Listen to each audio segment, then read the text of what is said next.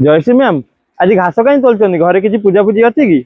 अरे ये कौन खाली पूजार लगे आम आयुर्वेद कहे ये हूँ औषधर एक गंताघर।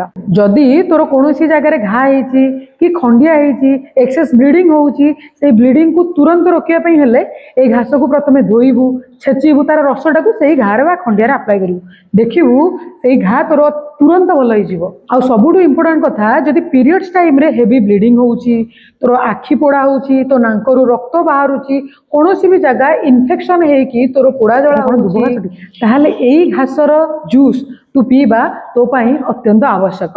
तो यही पत्रर रस बा जूसटा तू केमी पीबू से भावुँ ना शुण सर्वप्रथमे सकाळू ए घास को तोली आणबू भल से धोईकी ताकू मिक्सी रे हो किंबा तुम हेमदस्तार हो भल से छेचीबू छेचिकी तार रस बाहर करू से रस को तू खाली पेटरे पीबू।